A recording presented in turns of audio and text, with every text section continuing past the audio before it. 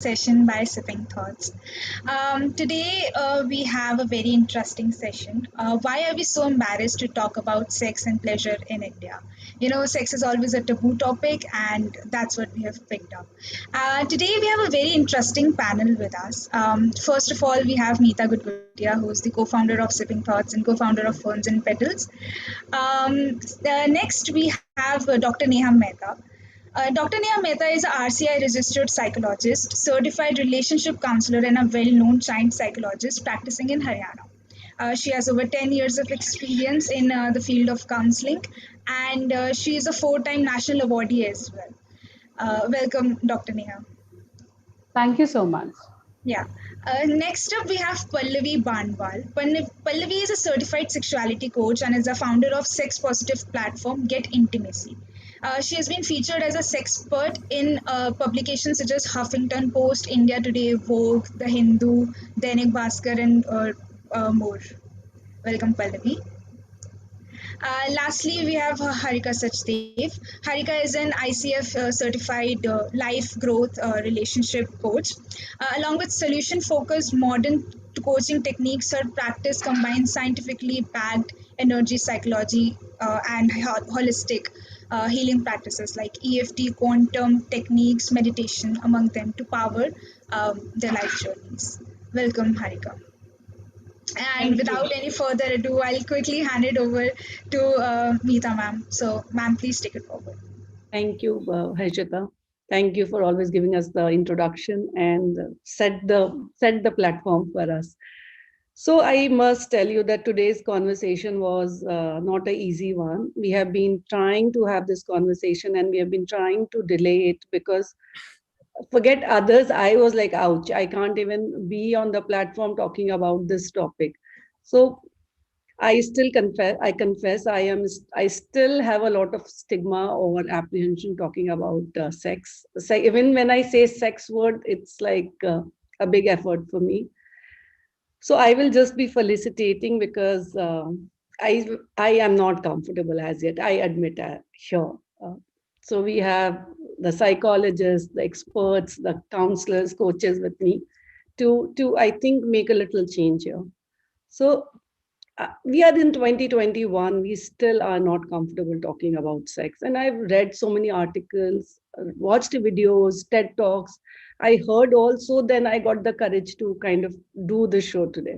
Why this stigma? Pallavi, you can take it because we have done first and only interview we did on Sipping Thought on this topic was with you. So are you embarrassed to talk about sex? Is that the question? Not embarrassed, but it's just that something that like not being comfortable, not being open about it.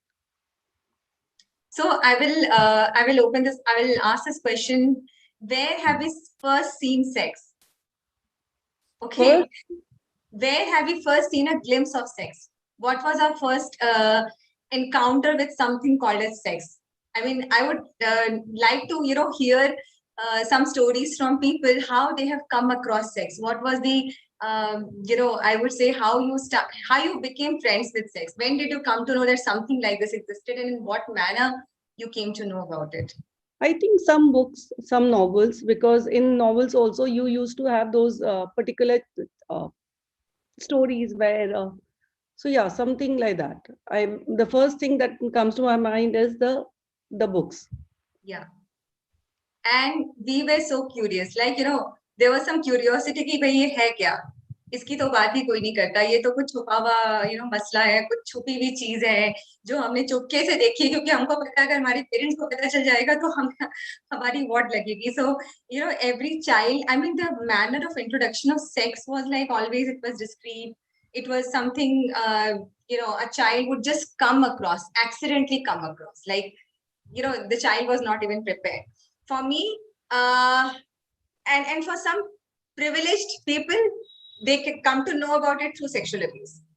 Okay, so for me, I was sexually abused at age of 8, and many women, I have been through so many forums, and whenever I bring this topic up, I do hear stories of childhood sexual abuse. So one thing is like, okay, the introduction is अच्छा या तो ये abuse है, या तो ये titillating चीज है, कुछ ऐसा है जिसको मसाला बनाकर बेचा जाता है, and those erotic images, it was not seen as two healthy, consensual adults are having a moment of intimacy, which could even be lying together, cuddling, snuggling, So sex and porn, like it's like basically the porn is our de facto sex at school.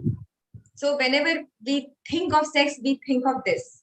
We think of something inside something. That's the default image of sex that every person is having, by and large. कि एक intercourse होता है. Sex is equal to intercourse.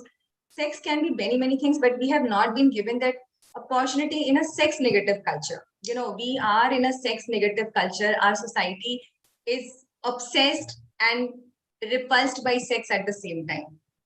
ये ऐसी society है जहाँ पे item songs चलते हैं. I remember there was this song, someone told me कि लड़की मरवा के मानेगी. This is actually a song.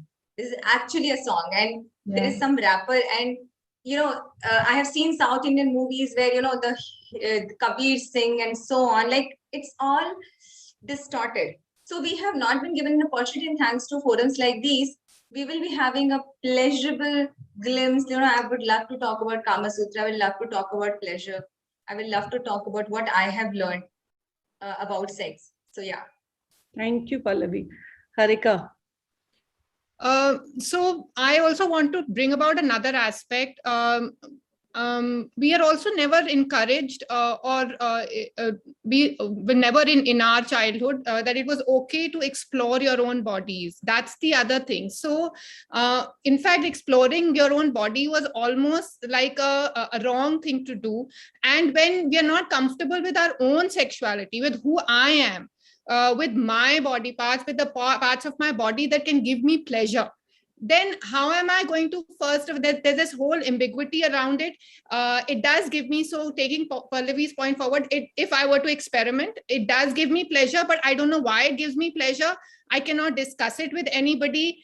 So it must be wrong. And even the messages that we hear, in fact, I think Meeta and I were discussing, the thing about sex being a guilty pleasure. Look at the coding in what is going on. So what is finding its way into my my childhood and into my experiences is that there is this thing which is obviously very attractive, and because it is beautiful, it does feel good. It does feel good. But why does it feel good? And it feeling good is a bad thing. There are such confused signals. So more than anything else, for me, this whole exploration of sexuality, so sexuality is what we are really there to celebrate.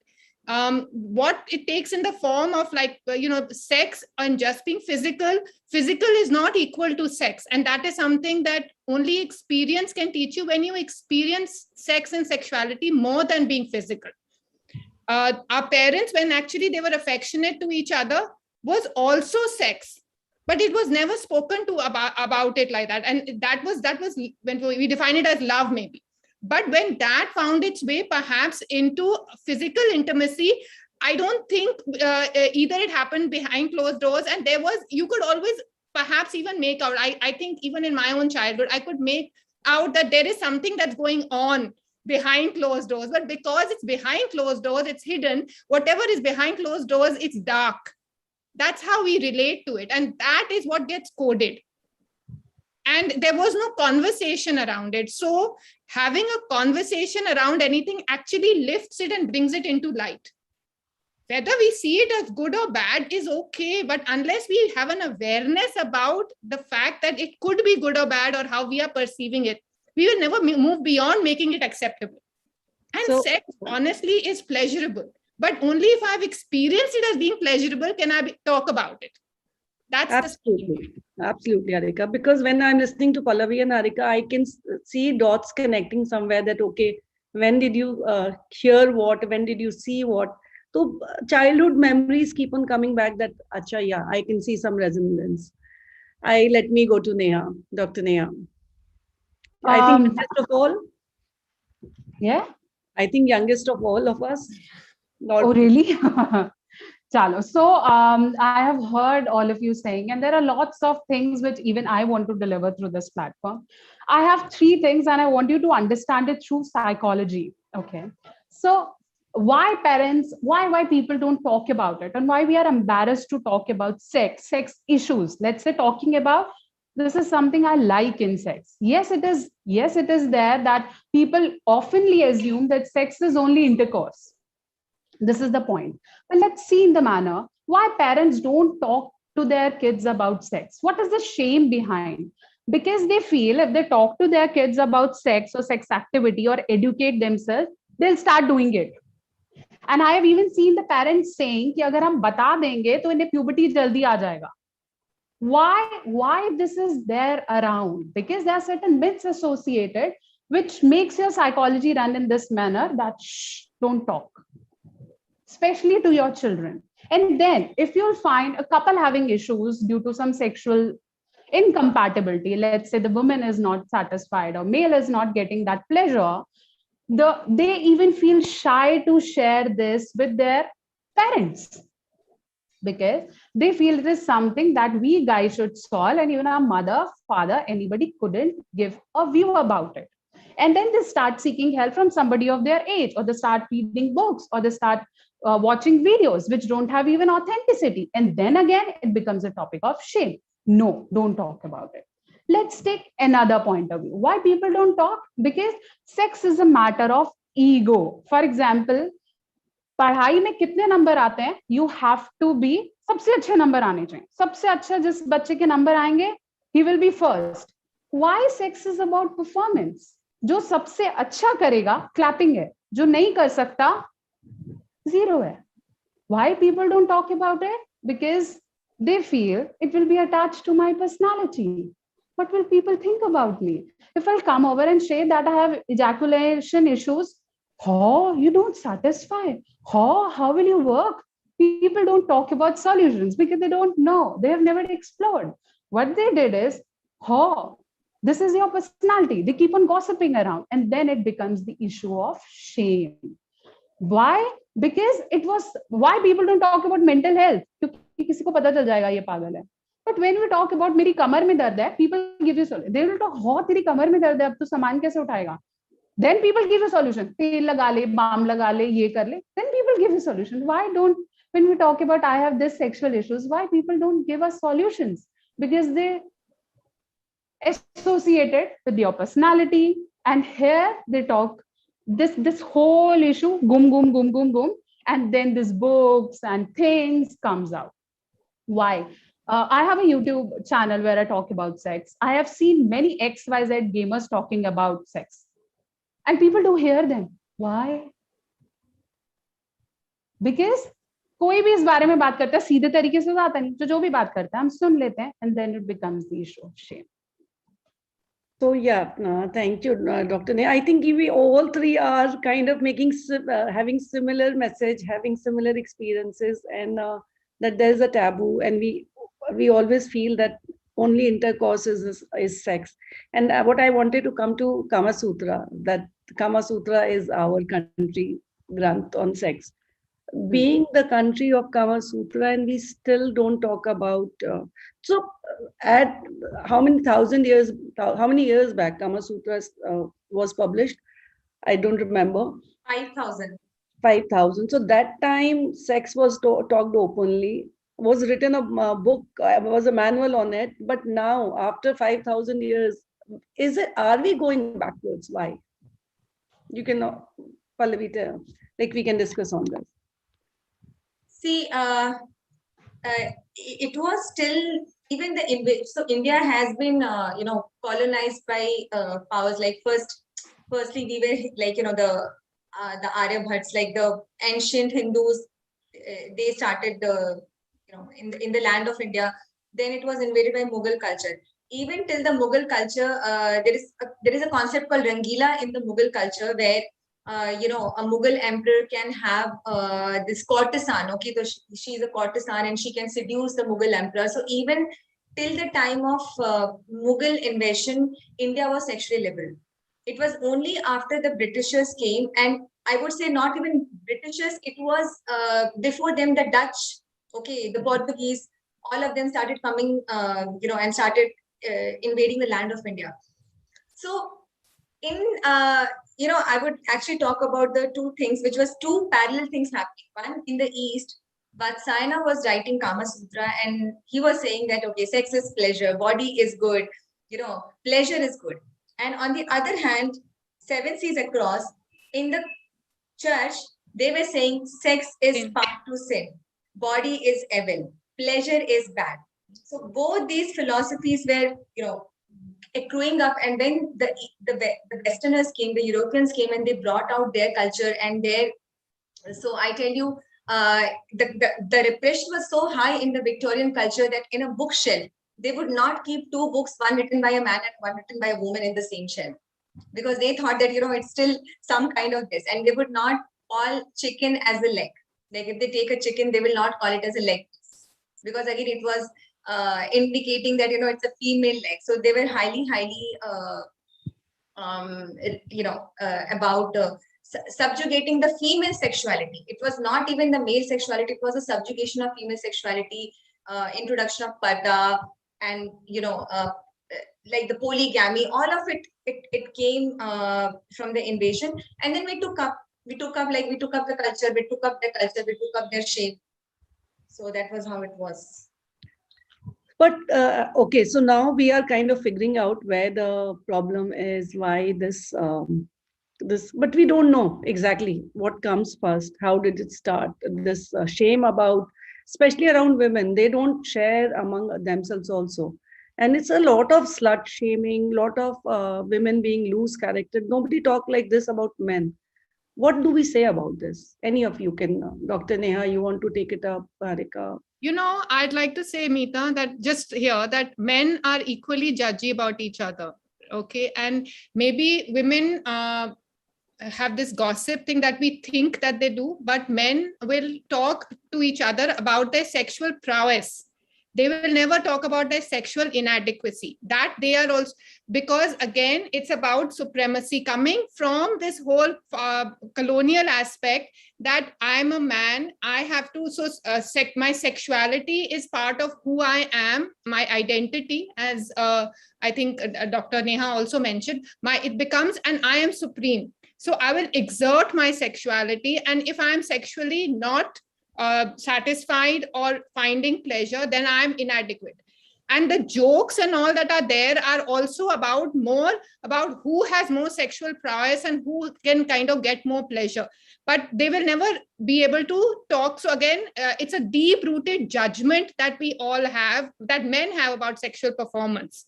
And again, it's to do with sexual performance and not sex at large or sexuality. With women, it's got, because we have ages and ages of that subjugation, and we are no longer the free women we were perhaps at the time before we got colonized, which I completely agree. So that is the psyche that we are all, and we are operating in a different moral framework that we have trapped ourselves in now. As a society, the rights and the wrongs are defined by moral behavior. And sex, out of all of those things, forms the biggest part of this moral behavior.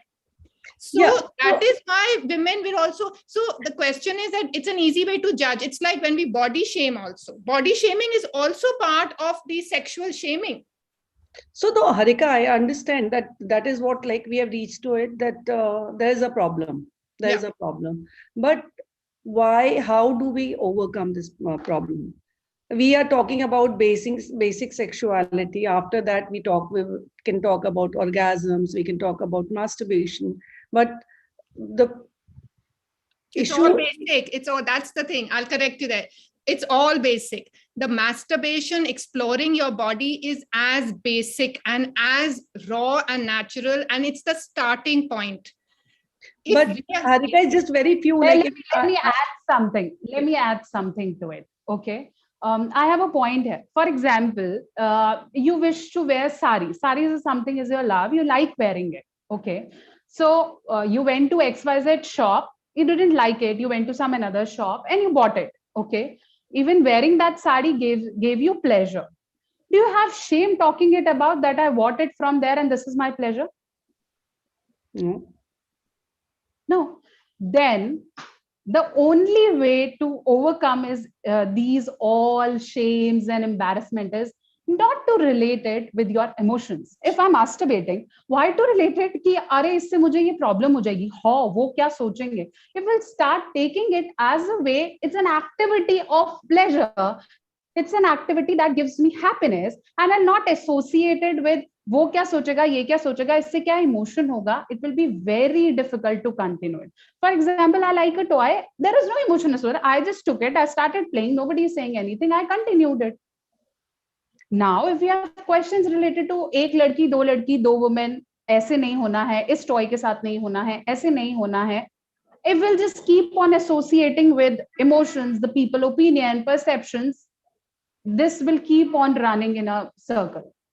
But it's like then the society, the structure is everything has to be questioned because it is made to keep society intact the way our patriarchal system or our religion or however it intended to keep it.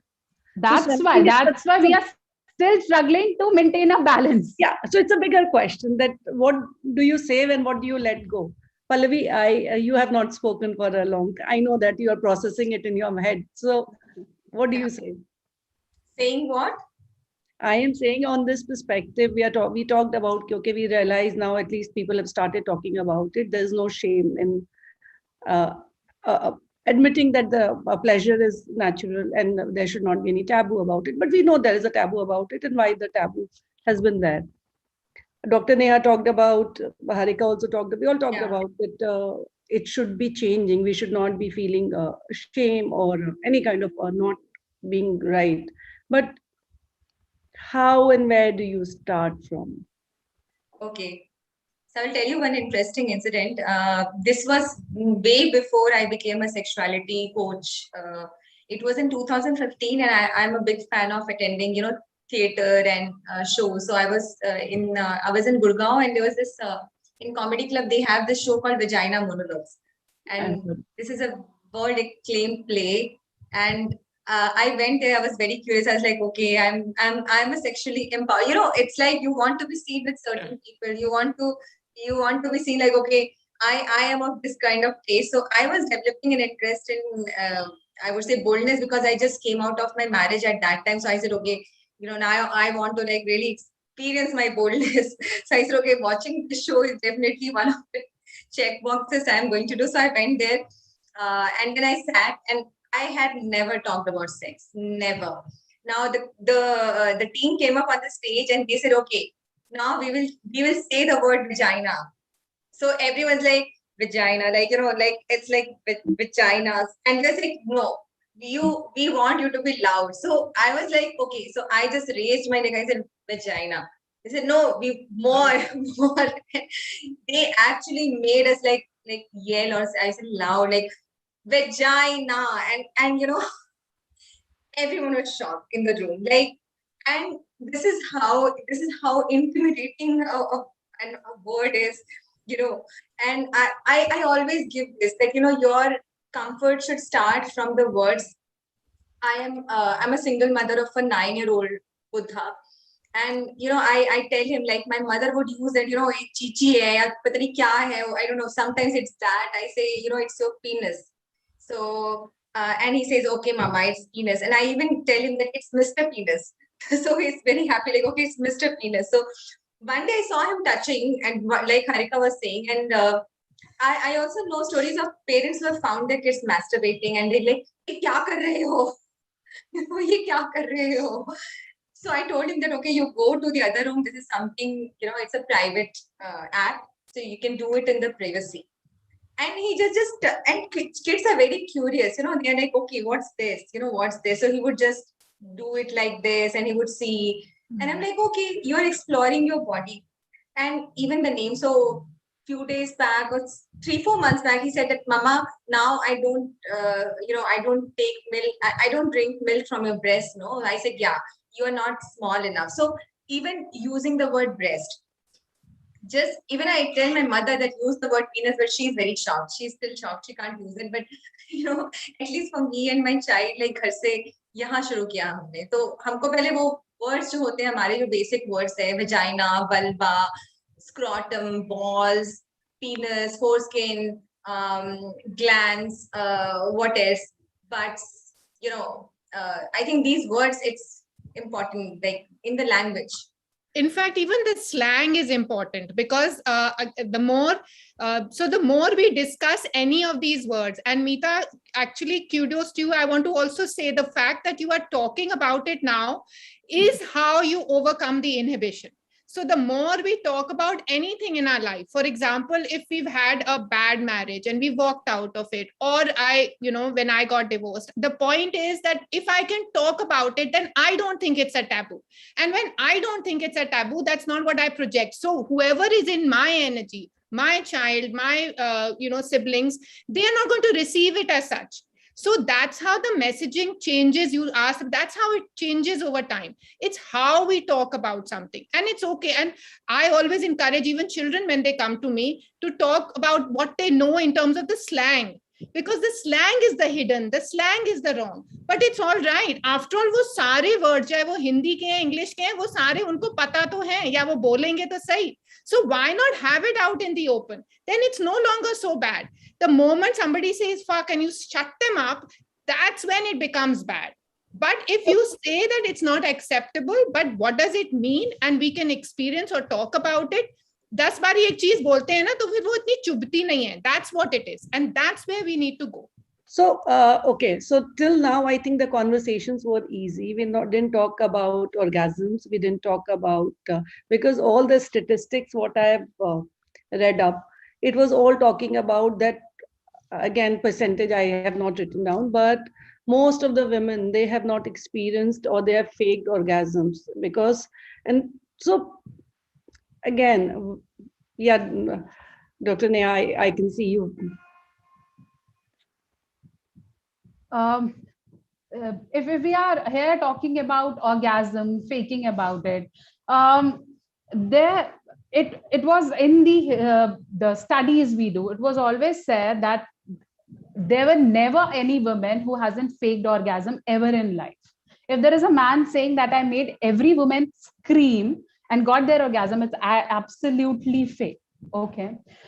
Here we are also talking about it. When she said talking about vagina, vulva, and giving the right words to it is absolutely okay. And it's very much important. And that's why we have textbook chapter, class 10, chapter number 4, where the teacher skips that chapter and says, ye baad mein padhenge, or ye tum khud hi padh lena. So that's why we don't even clear it out. Even we receive queries. Being a sexual counselor, we receive queries where the males were saying, "Apna clitoris pe video banao," because if they don't know what it is, they don't know what is orgasm, because they are still in the confusion ki kaise karna hai aur hota kaise hai. So talking it about is very, very much important. But there should be a line. Being from this Indian culture and society, where Meeta said कि इतनी आसानी से ये चीजें होती नहीं है. We can talk it about, ठीक है, but when it's about your kids, you are very, very brave, Pallavi, that you are doing it. But when it's about, you are in a culture where you have a joint family and there are many people around, yes, there should be a line that when we should start conveying this to our children and where it needs to be said. That means if you are speaking somewhere where your voice is this session, we are talking about ourselves, women and herself. So even if we have shifted in between two children, we are not talking about okay. Yeah, so let's come back to women and their guilty pleasure, as Harika said.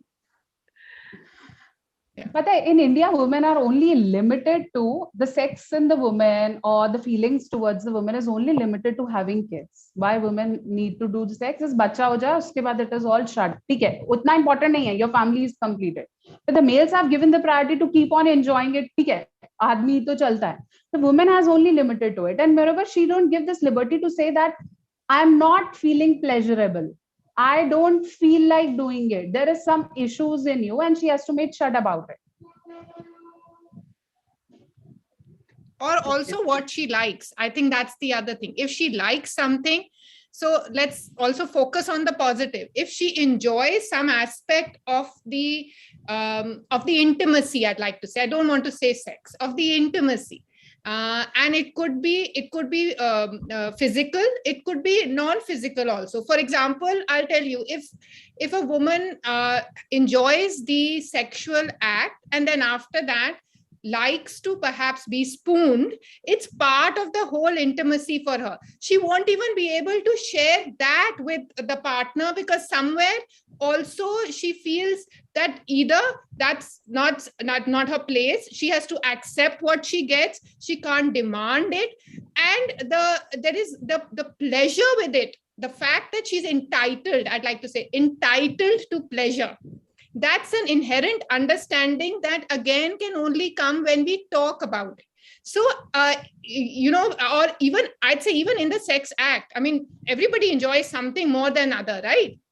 But do couples really talk about it? And sometimes it's important to have that conversation. That's where we can. So if I like something, I also am empowered enough to ask for it. That can you do this for me in the act? On the other hand, the man will also, a man may ask more often than a woman in our society, but men also don't freely ask. So when you can have that conversation, that's when it will become pleasurable together as well. Yeah, Harika, yeah, absolutely right. I again see Pallavi getting into introspection mode. I can talk about my personal journey. As a woman who was in a 5-year sexless marriage, again, as Harika said, that had kids. For a lot of women, emotional intimacy is also required to feel intimate. So for me, I lost emotional intimacy with my husband and shut down my body, and I was like, okay, I can have pizza, I can get a promotion at workplace, and I can just kind of, but internally I was very dissatisfied, because again, we also have to understand that it is a physiological urge also, which is like a physical urge, which is there, a biological urge. Now, how I moved from, like, if we talk about the female pleasure, how I moved, it was again, I went into while still being legally married, I had an affair with a married man. And then I got to know what is sex, because, extramarital affairs are actually based on sex. It is based on sex and secrecy.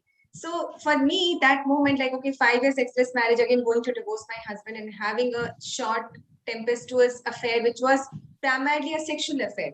So what happens is, even the way we define relationships, like way the marriage is defined is like, okay, coming together of two families, two souls, and when we think of extramarital affairs, we know that, okay, there is some thrill going on there.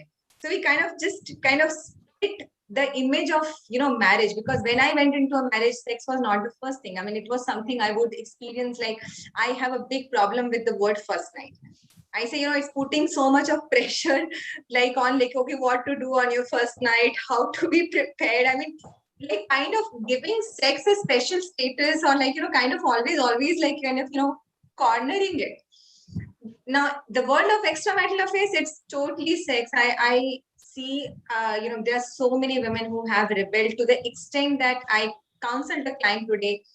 And he said that he is dating a woman who has slept with 5 different men in 5 different days. And he's totally traumatized, because he's now seeing that woman as a partner. She's also seeing him as a partner. She's saying that I am out of it, but he doesn't believe her. So, women are exploring, but again, it is always an exploration, which is like on an extramarital affair or a fling or a hookup. So we have always had courtesans. Okay, we had तवायफ रही है, पहले भी रही है 18, लेकिन हमने उनको तवायफ बोला है. तो हमने वो आदर्श भारतीय नारी को ना बना दिया कि अगर तुम आदर्श हो तो तुम सेक्सलेस हो, और अगर तुम सेक्सी हो तो तुम तवायफ हो, या तुम तो फिर वो ना हेलेन हो, जो हेलेन की इमेज थी. Helen was so sexy, but no father would want their daughter to be a Helen. You can be a mistress, but you can't be a wife. That sort of psychology. The society very clearly, like, it comes across that your wife is a very safe person who's to be respected and kept under the lot of what do you call it? How do I get? Double standards, no, of how we view. Yeah, a lot of platform, like, she's kept on a higher pedestal. Oh, she's a wife. She is the ideal woman for me. So the moment, I think that is why you talked about pressure, Pallavi, that the moment there's a first night, there's a relationship commitment and a performance pressure, you already get into pressure. I agree. I tell you, I would like to add something. I've written this in my book also. I mean, this book is someone, like, I would say actually have it, because it's my own personal journey. And I actually talked about my wedding night. Like, I was totally tired. And I was sexually active before my marriage. I was in a relationship that did not work. So I had all the reasons that no, I was still having the character because I was in a committed relationship. The boy ran away. But anyhow, now since I'm going for an arranged marriage, I get this question even again now. Okay, what will happen, ma'am, if my husbands get to know that we are not virgin? And I say they won't get to know that you are a virgin. Okay, they can't get to know about your status of your hymen. But then back then I was totally scared.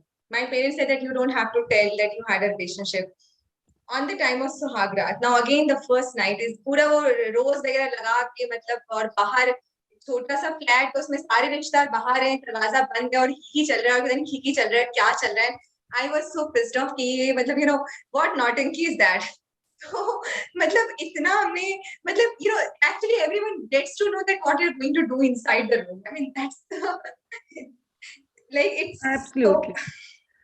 So I was reading somewhere that the moment, if you're not married, sex is a crime, you kind of protect it. Then the moment you are married, it's a display board for everybody, announcement and saying that, okay, behind the shut door, this is happening. So it's a very confusing kind of a status for both the girl and the boy, that which part of it is right and which suddenly how it has become right and wrong. So, yeah. So what do you say, Dr. Neha?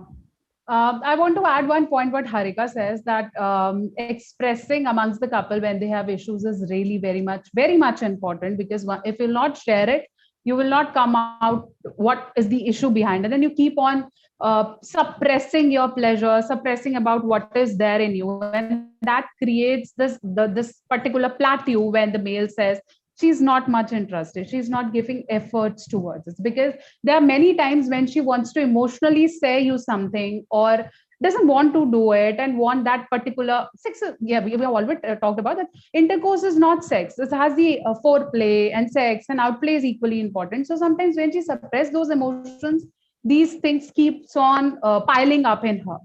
Also, when we talked about expressing, accepting the sexuality, I also want to talk here about the consent. It's very much important. If you have some urges or you want to explore something else, it's very much important to ask your partner and take consent before doing it. If you'll just feel like ye to karna hi hota hai aur ye hota hai, that also creates lots of negativities, and that delays the orgasm, that even pile up with lots of medical health problems. So it's very much important that you take consent from your husband if you want to explore something, and from your wife or your girlfriend before you want to explore something else in your sexual life. So, okay, let's put three points which we feel from where the change will happen. We are having an open platform, a dialogue here. So just that we know, we are acknowledging that the change is needed. But if we have to give, because I want to invite audience also, and we have Dr. Fiona with us, who is, I'll invite her and introduce her. So we just want to have the 3 changes, or whatever you feel is something that has to be purely for a woman to kind of tell herself, like, from here the change happens. From here I will not be ashamed. From here I can demand what if I have a desire, or I will not feel guilty or ashamed. Who is going first? Okay, so I can go first if you want. My first top one remains: feel free to explore your own body. That's the starting point, I feel. The second is more conversations around it. And the third is communication with your partner of what you want. So those are if for a woman, and since we are talking in this, let's talk from our point of view. I really think that the first point is exploring your own self, and it's okay, your own physical self, exploring it, and that includes the masturbation. And the second is conversations around it, and the third is being more communicative with your partner and encouraging him to be more communicative. It's a non-judgmental, safe, pleasurable space. I want to ask the pleasure project. I want to ask one thing. In the newer generation, they are not one partner. Now they are not having one partner relationship, and nobody accepts. Our generation is still, we have a marriage institution, commitment, sex after marriage. How do they, like, what message should go to younger kids or anybody who have multiple partners, or they have casual sex? You want me to answer this? Or Yeah. So one, if somebody is choosing casual sex, the question is that these are all choices. We have to be aware of our choices. There is sex is not just an act. That is something that I think is the message that needs to come out to when we communicate. It has an emotional involvement. And somewhere when you are being maybe very casual about it, you need to question yourself. Are you damaging yourself in the bargain? That is something, because who is going to take care of yourself? Ultimately, you are. And these are all, and how you respect yourself, whether in a sexual act or other things, is very important. So casual is all okay, but is it peer pressure? Is it something else? Is it something that you want in terms of just being validated? What is it that is driving you to do it has to be understood. And these children or this generation is very smart. They ask themselves the right question. So again, this question is very important to ask. Why are we to take next? The three takeaways for the change to happen. Okay, so the takeaways I want. Okay, yes, I got the screen back. So 3 takeaways I want to add is, first is sex education is highly important. Don't just stop children if they want to talk it about. Secondly, be there if your daughter or son talks about sexual abuse. Don't just make them shut. That's completely okay, and we'll talk about it later, or it might be your problem. You might have shown some interest in that uncle or aunt. So let them speak about it and tell them what is the right way and what needs to be done.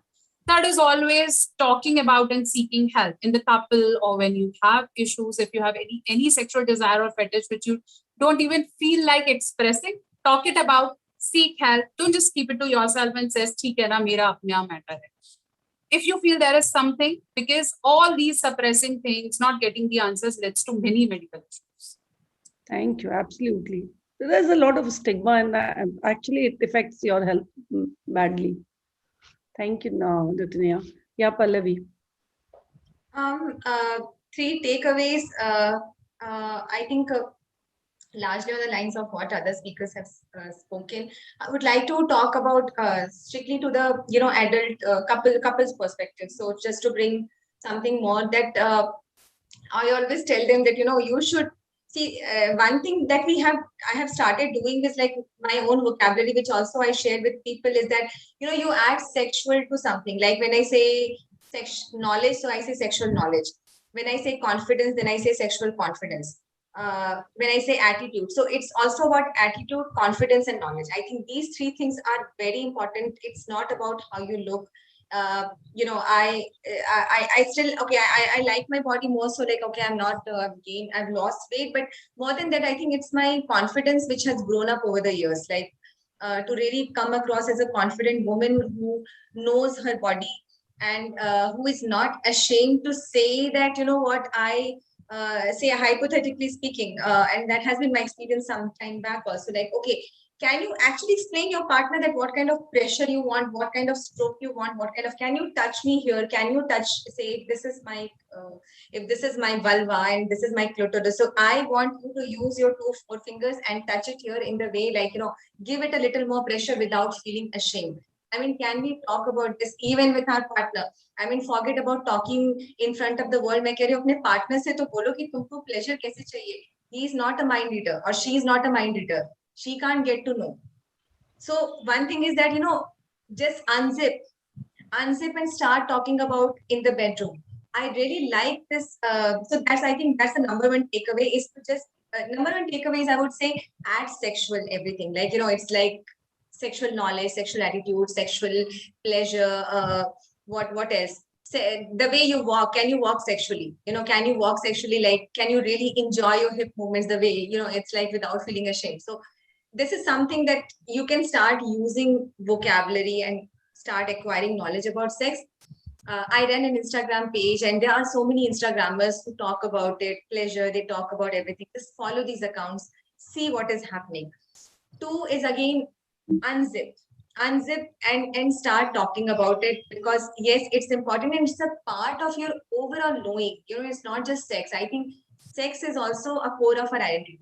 So when you actually embrace sex, you also embrace a part of your identity, that okay, you are a sexual being. We are emotional beings, social being, intellectual beings, and sexual beings. So that's our overall identity. The third, I would like to end with an interesting quote.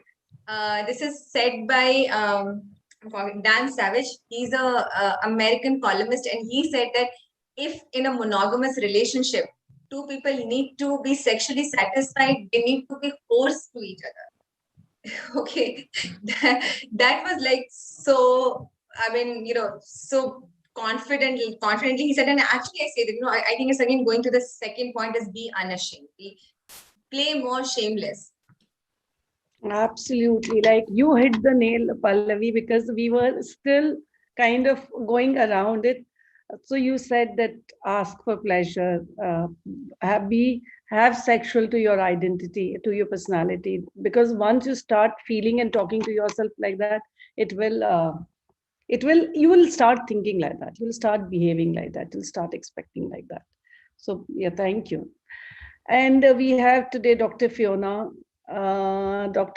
Das Miranda. She's, can we have, Harshita, are you here? Yes, I've unmuted. Hello, Dr. Fiona. So, we are so great to have you here, because she's one of our 21 women of this 2021, and she's been she has come to our shows. And Harshita, will you introduce her? She's director of Seeds of Awareness, 17,000 Feet Foundation, and also a sexual health educator. And so welcome to have you here. I noticed your message when you said that your mom has explained it to you beautifully. Thank you, Meeta. And, thank you for this this platform and this topic, and to Harika, Neha, and Pallavi for being so honest in your sharings with us and creating a platform for women to talk about it, because it's these platforms, as you all very rightly said, that bring about taking away the stigma and this of let's talk about it behind closed doors. But I just wanted to share a few things with you that, you all have already said this, but I just think that awareness is the biggest, and I know Harika also said that awareness is of prime importance. And we as women right now, we have been conditioned in a particular way, right? And it's, for some of us, it's very hard to get out of that conditioning. Some of us are very eager to learn more things and learn new things, and some of us are also maybe very brave to break out of our mold. But not everybody is like that. And the reason why I will say that is, when you're talking to children in schools, some people have put that on the chat also, that why can't schools conduct this? The schools want to do it, but the people who are putting a spoke in the wheel are the parents. Yeah, I agree.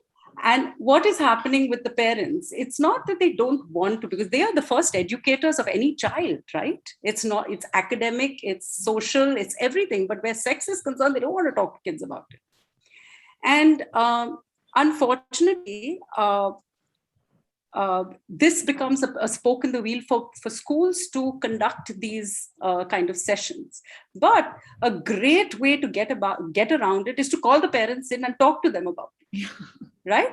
The moment you talk to them about it, it's amazing the feedback you get, where a wife sometimes, and you all have very rightly discussed this, sometimes the female wants to express, but her husband does not want to even, address it, or she doesn't know how to do it, right?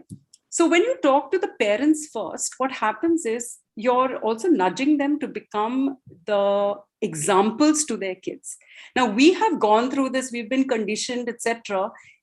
Difficult to break that conditioning. It's a slow process, but let's not perpetuate it for the next generation. And how can we not perpetuate it? By we bringing about the change ourselves and talking, as all of you, Pallavi has said that, Harika said that, Neha said that, be open about it, confront it. And I think that is very important. The big takeaway I would say for anybody to talk about sex is just leave judgment away. Leave judgment aside. The moment judgment creeps in, what happens is you coil into a place where you don't want to come out, right? And then you're not open, and you will not share, and you will become very conscious. So judgment is really huge in that. Awareness is huge, and I totally agree with you, Harika, that you must be comfortable with your body first before you can even tell anybody else what you want to enjoy about your body. And that can only happen if you love yourself and you know something about yourself and why things happen and how they function and why they're supposed to function in that particular way. So just you can celebrate it. You can absolutely. So I think those are very important points to basically not perpetuate this what we women are going through maybe at this point of time. And we can do that with the next generation, because we don't want to perpetuate, we don't want to have these platforms for the next generation. We want them to be there and talk about, as Dr. Neha was saying, if you have a pain in your tummy, you can say, I have a pain in my back or my tummy. But if you want to talk something about, something sexual, it's very hard to use the jargon, to use the fact that, you normalize the whole thing. Yes. So, and that is important. How do you normalize it? And you start with yourself. So you can't point fingers at men. You can't point fingers at, the institutions, etc. Let's start with ourselves first, because I think that's where the change needs to happen. So I'm going to keep quiet now. No, thank you, Dr. Fiona. And since you're here, I said that this session is all about ourselves. But one question that suddenly came to my mind. Yes. One mother, she said that my kid is asking that when did you have your first kiss? When did you have your first sexual relationship? The woman said that, okay, I know that I had at an age where I don't want my daughter to have that relationship at that age. What should that woman say to her daughter? Well, give them the truth and tell them exactly at the age that you had it at, and say, you know what, in hindsight, I wish I had waited, because I don't think that was the age for me. I would have enjoyed it much better, maybe at a later stage. So you are telling them you did it, but you're also telling them that you made a mistake. And when they see their parent, that a parent also can make a mistake, okay, the parent doesn't become a god on a pedestal then. That a parent is somebody who can share and can be honest, and that teaches them to be honest. So they will come back and talk to the parent and communicate with the parent if they're going through something or they want to do something. Correct? You're not going to have that barrier. But the moment you say, no, you shouldn't be doing it, this is not your age to do it, etc., that becomes, honesty is the pillar of communication. Yeah, absolutely. Like how beautifully just that, that adding one line to it changes the whole dialogue with absolutely. Say, yes, I did it, but I really, and some parents have told me I've had sex when I was very young and I really wish I waited. And I said, if you have to share that with your child, please share that with your child, because it doesn't become a taboo topic then. It becomes a topic that you say, okay, maybe, and you hear about people's mistakes, etc. Those are dinner table conversations sometimes, right? Yeah. And you can have these sexual conversations on the dinner table. There's nothing wrong or taboo about it. In fact, it's beautiful. And it's lovely to see how then children open up and they can come and tell you anything. Okay. And then you as a parent are not worried. I wonder if they're going to do this. I wonder if they're in the wrong company. I wonder if they're going to, you then have already ironed all that out because of your open line of communication with your child. So I think to focus on the next generation is very important. And for that, we have to change. Well, I think in today's session, we have kind of achieved that we can talk about sex without hesitation. We can maybe after a few sessions, we can start talking about pleasures also. Absolutely. without hesitation. I think as like for me, when Pallavi said that I want to say add sexual to every achievement of mine, my personality, that is something I feel at least that's easy to do that. That's rest, everything can follow. So I agree with you. We have just one question from audience. Momita. Momita, I've unmuted you. Please go ahead and ask your question. We have a Yeah, lot of wonderful chat on the session. window, but Yeah. I know this is like, it has created conversation here, and that is how we have, yeah, Yeah, Ishita, sorry. a wonderful session, and congratulations to people who are hearing the session. My question is like, knowing your body as if it's a sin, and knowing your body at the right age. Don't you think that this is very, very essential part? Why I stressed upon school? Because most of the time children spend their time in school, and the teachers at the time, they are more convinced by the teachers more than the parents. So I feel that school education must have this sensitization on gender sensitization, also knowing one's own body, especially the life science. How I remember I'm based in Kolkata, and my boards till the age of 16 I was totally unaware of my own body, because I was taught in life science frog and toad.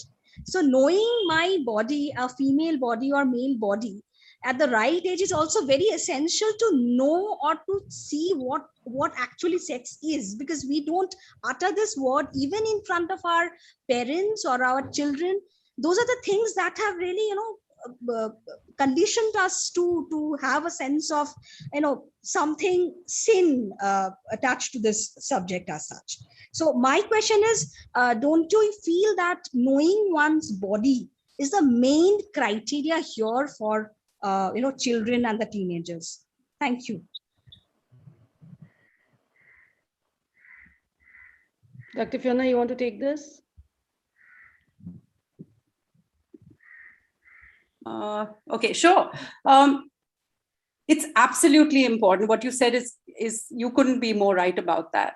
The only thing is two things, I would say, in this case. In schools, what happens is the teacher is already burdened with a lot of academic curriculum that she has to give, right? And on top of that, if you're going to put something more on her and tell her that she has to teach about, sex education, etc., without really going through any training, it just becomes a big, huge burden. And they treat it then as, it happened with the Maharashtra, government here, where they had a beautiful, beautiful curriculum on sex education. And unfortunately, the only unfortunate thing was, very well thought out and everything. The only unfortunate thing was they did not train the teacher. They took the whole curriculum, they slammed it on the teacher's desk and said, teach it. Now the teacher is also coming. And I want to add something. I'll just finish, Neha, just one minute. I'll just finish my thought. The thing is, if you have to understand that the teacher is also coming from a particular conditioning. Yes. Yes. And if she's going to bring that conditioning into when she's teaching, her body language is going to show that this entire thing about sex and sex education is something that is taboo, and this is something that we need to keep behind closed doors and talk about it in a very hushed manner. So if you're not going to have a good teacher training kind of a curriculum for teachers first, to be able to emit that body language that naturalizes this entire information, then knowing about the body will create more damage. So one has to be a little careful about that. And therefore, we at Seeds of Awareness, we do a training for the facilitator, for the teacher, to teach them how to teach sex education. Yeah. And we do it for parents also. But that is important, because it's how you put it across to the child that is going to change their perception of what sex is all about. Because you're not going to take them to a room and show them how sex is done. Correct. Because that is something very private, and you're going to tell them that's a private act. It's not done in front of everybody. But this is what happens. So it doesn't come to them as a jolt whenever they do come to know. They come to know in a very warped fashion, rather than coming to know, celebrating, as the Harika said, celebrating sexuality, celebrating the entire act of sex. So yeah, education is extremely important. Knowing your body is very important, and that starts not from the age of 10. It starts from when you are in the cradle. Yeah. So that is something very important to talk to parents about, and that's how the whole thing can change. So It who is reminded me, communicating it? yeah, it reminded me that I learned the whatever sexual information we got from cousins, family, like some of 2, 3, 4 years elder to you, and somehow in a hush-hush manner, which was like, and it was, if I look back, it was not a pleasant memory. It was not something that was taught in a manner that, oh, this is how things should be. It is, as you rightly said. It wasn't normal. So that's the thing, which is why the whole, the hiding Yeah, and again, discomfort. guilt, shame, something not doing, talking something not in a right manner, nothing. So it's like you still think of it, and you think of it in a bad manner, a bad taste. I wish we had the right So information. just what you are saying, Meeta, and what Dr. Fiona just now said, that it's not what is being communicated may still be right, but who is doing it and how they're doing it and what is their level of comfort with it that they are bringing, that is equally important. Even if it's a parent or it's a child or it's a teacher, if they themselves are not in a place of or they're in a place of discomfort, that's what the child will receive. Exactly. That's the energy that the child will take, and that will stay embedded. So you may give them all the right words and the jargon, but the subtext is that this is still something that is shameful and not pleasurable. And that is why how you communicate and who you communicate and how much conversation again we can have around it so that the discomfort is removed is important. Absolutely. It's very amazing, actually, Meeta, to know that whether you talk to adults or you talk to kids about their experiences of how they came to know about the body and reproduction, etc., they all go back to school where they say our teachers were so embarrassed about this topic that, digestive system, reproductive system, everything, respiratory system, everything was done in so much detail. The moment the reproductive system came in, it was finished in less than one period and, just skimmed through, or we were told to do it on our own. So that is where, again, without even opening your mouth, you're showing a child that there's something taboo about this, that we cannot speak about it. So again, yes, it's how you portray it to a child. Absolutely. So Dr. Fiona, we asked Neha, you were adding something to it. Sorry, I missed it. You add, then I take three takeaways from Dr. Fiona also. That will be the end of the session. I just want to add there only that you explained it really well, Dr. Fiona, that it's about how the educator knows about it. Okay, her experience as a teacher. There I want to highlight that every school has a nurse or a doctor, and I think this should be their responsibility to talk about it. Okay.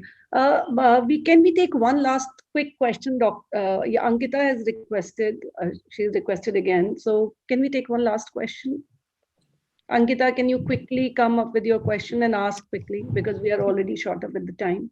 Yeah, sure. Thank you. So my question is specifically for women who have been through a terrible marriage and they've had experiences around correlating emotional intimacy with physical intimacy. So what are your suggestions around healing for such people?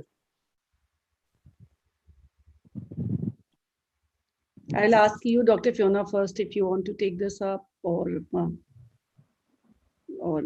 then anybody else.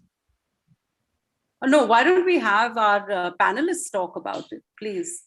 Pallavi, you want to take this up? I would like to pass. Harika. Harika, Neha.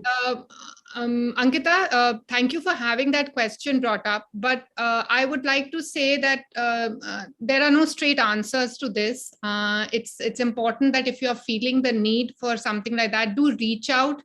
And there are people even on the panel here who will be able to talk to you about it, because a lot of it is dependent on who you are, what is the experience you had, and like I said, there are no general solutions.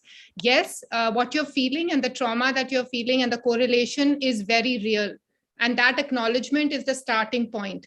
But how you can work to perhaps empower yourself or get over it or make things better in terms of a solution, I would really say that, take this offline, and there are ways to do it. It's about, again, being comfortable with who you are and knowing that whatever you are feeling, there is truth in what you are feeling, because only you are feeling it.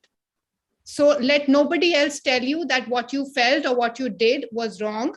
What you had the courage to now move beyond, and from here starts your healing journey. How to do the healing, of course, is a separate conversation. And again, talking a lot about it, you talking and somebody listening is a big part of the healing.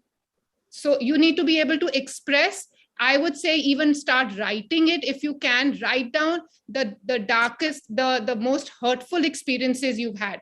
Start to journal it, because you need to own it. Only when we can own those experiences can they honestly leave our psyche, our mind, our body, and emotionally. So we need to let them leave our body by writing them and starting out maybe journaling, and get in touch with somebody who will talk to you about it, or more listen to you and you talk. That's And what I do. yeah, Ankita, we have all kind of coaches keep on coming on, or experts, or healers, everything. So just figure out who do you want to connect with, because in any of the situation, the experts always help. It's like it's a topic to go to expert. No friends, no family will kind of guide you in the right direction. That is like what I can say. Anybody wants to add anything else? I'll take Dr. Fiona's last takeaways. Couple therapy will help. Yeah. So one can go to Dr. Neha, one can go to Pallavi, Harika also is a coach. Everybody is an expert here. So figure out who do you want to go to. But there's always a solution to situations. Or there's an answer to everything, I feel. If not solutions, but there's always a way out to it. Yeah, Dr. Fiona. I am, since I got you here, so I want to extract more post out of you. I think Harika, Neha, and Pallavi have done a fabulous job in expressing, how we should be very open. I would reiterate what they say in terms of be open to being aware of your own body and celebrate it. I think that is very important. Keep judgment away, because that stops you from enjoying and being aware. Keep lines of communication open between you and your peers, as well as you and your kids, so that you learn to, as Harika just very rightly said, we need to listen more so that we can hear other people express. Because when we are not in the habit of expressing, then when we grow up, we don't know how to express ourselves when we want something to be, we want to be touched in a particular way, we want to be spoken to in a particular way. And that's where miscommunication leads to a lot of misunderstandings, right? Whether it's in your relationships or your sexual relationships or whatever it is. So I think we need to practice that, and best place to practice that really is with your kids. Let them express themselves and learn to listen, because when you are listening to them, they're expressing even something as small as they've fallen and they've hurt themselves. What do we as parents want to do? We want to protect them. So we say, nahi, kuch nahi hua, and you can, but we don't let them say, no, it's hurting and I really can't bear the pain, and I don't want you to touch me there because it's really hurting. Because this kind of expression will be able to help them if they're ever abused at some point of time, where they know what hurt is, where they know what pain is. But when we stop it and we suppress it, we're not allowing them to express it, right? So we are preparing them for the future in small ways. And I think that is important. And with that, lines of communication will open, and hopefully the next generation will be this very, woke generation that is free and does not have the same inhibitions that maybe our generation has. So, yeah. Wow, beautifully. Thank you, Dr. Fiona. And to our audience, all these experts, either you can find it on Google. We have the contacts for all of them. Anytime you want to get in touch, either connect with us or find them. Our idea is to bring information and bring the right people around here with us. Join our WhatsApp group, because we have all the information sharing and all the conversation happening there. And thank you to my beautiful panelists and the audience, how they have interacted, engaged, and appreciated the conversation. It was tough for me to bring this topic on the platform. We have been avoiding it, but finally we were here. And I think we could do little justice to it. So thank you, Dr. Fiona. Thank you, Neha. Thank you, Harika. Yeah, we should clap for all of us who took thank courage. you, Meeta. Thank you. This was honestly a very, very engaging discussion, and thank you for putting it all together. And thank you for a wonderful audience. Thank you. Thank you, Harika. Thank you, Dr. Neha. You're on mute, Dr. Neha. Yeah. Thank you so much. I wrote so many points even. I'll just read all of it now. No, we will come back again, because the session we always keep on coming back with points and topics. And anytime you want to write to give the points to us, we will share with our audience. My team will connect with you and we will share with all. So I know the time, the time is never in our hands. We don't know which direction the conversation goes. Harika has been with us for a long time. Dr. Fiona, we have done I think 2 sessions with you. So it's always open, and like we are a community where we don't know where it goes. So welcome, join the gang. Thank you. Thank you all for being here, and see you next week on Wednesday. Bye.